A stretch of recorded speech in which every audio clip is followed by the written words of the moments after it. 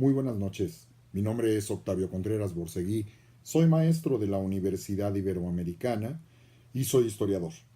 Mi misión aquí es compartir con ustedes parte de la historia de la Ciudad de México, específicamente en aquellos asuntos que tienen que ver con la distribución, con la arquitectura, con la historia de la cultura que se forja en estos lugares, para poder hablar de cómo es nuestra ciudadanía en la época contemporánea y cómo se fue, culturalmente hablando, estructurando todo aquello que tiene que ver a su vez con la seguridad, la vialidad, la civilidad, los transportes y todo esto que representa la historia de la Ciudad de México como tal. Y en esta primera etapa lo que les quiero compartir es la base, la estructura, el mito. Ese mito fundacional que nos dice la forma en la que se estableció la primera población dentro del islote, pero que ya desde ahí hay que hacer una serie de aclaraciones. No fueron los primeros en asentarse. Es el mito de la fundación de Mexico Tenochtitlan al que yo me refiero, y es el clásico mito de la historia del águila y la serpiente. Nada más que arqueológicamente nosotros sabemos que el islote ya había sido poblado en distintas épocas, en distintos momentos, y por las condiciones en las que se encontraba, no era fácil la vida en el mismo sitio, pues es comprensible que los grupos que se asentaron en épocas previas a la llegada de los indígenas mexicas, estaríamos hablando del siglo XIV en adelante, no duraron, aunque dejaron algunas pequeñas construcciones que después fueron reutilizadas por los propios indígenas mexicas, pero esto reitero, a partir de la fundación oficial de la ciudad. Cuando nosotros hablamos de los mitos siempre debemos irnos con mucho cuidado, porque no podemos tomarlos al pie de la letra. Pero tampoco hay que llegar al otro extremo en donde se llega a afirmar que el mito es lo mismo que una mentira. Esto, a su vez, es una mentira. Los mitos, cuando los tomamos formalmente, cuando los estudiamos en serio, nos hablan de circunstancias que no necesariamente acontecieron y o llegaron a ocurrir en la realidad, pero están dando una estructura, es la forma en la que se narra la historia desde las épocas antiguas, y esto incluye a los mexicas y por supuesto a los europeos, que traen un esquema mental que desde la época de los griegos ya tiene una forma de narrar. Esta forma de narrar después se va a juntar con las narrativas indígenas, y cuando viene la recolección de la información, esto es muy importante.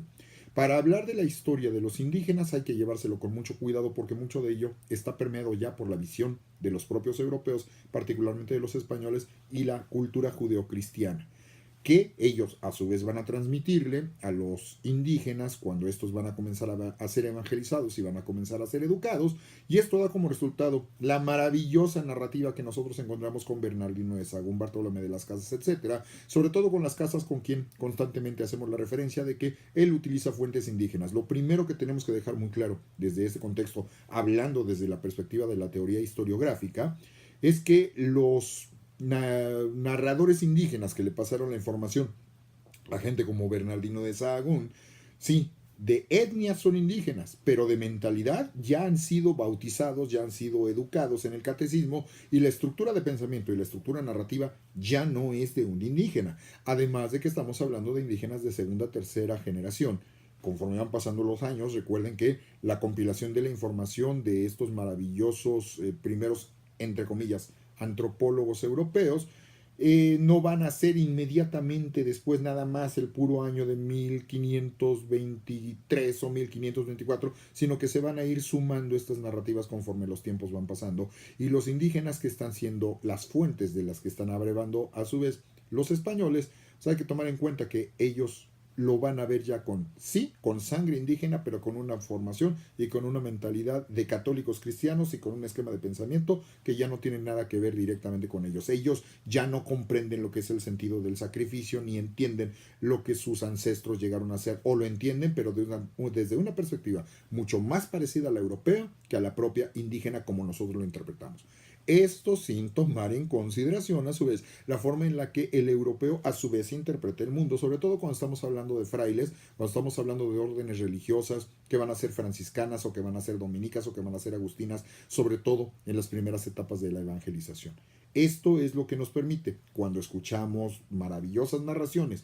como la que yo les voy a compartir en este momento, sí, utilizar fuentes indígenas, Nada más que hay que tomar en cuenta que ya han sido permeadas por distintas interpretaciones, que es lo que hace que el mito justamente adquiera sentido. En aquellas épocas las narrativas no pretendían necesariamente hablar de los hechos y los acontecimientos históricos tal y como eso sucedieron. Esto ya es una narrativa de finales del siglo XVIII y del siglo XIX en adelante. Esa es la primera mentalidad que nosotros debemos de tener clara de cómo tenían estructurada su forma de ver e interpretar el mundo en aquel contexto. Ahora,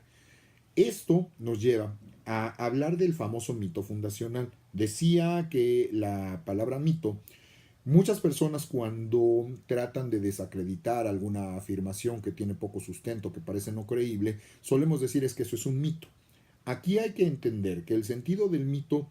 no necesariamente está pegado a una realidad histórica, pero sí ha tenido la estructura para formar una línea de pensamiento que está tratando de encontrar el punto de origen y que conforme va pasando el tiempo, las nuevas narrativas que se van agregando, le van agregando su propio punto de vista. Eso es lo rico del análisis de los mitos desde la perspectiva de los indígenas, pero también de los europeos, porque toman en consideración que esto viene desde una estructura narrativa que se construye desde el siglo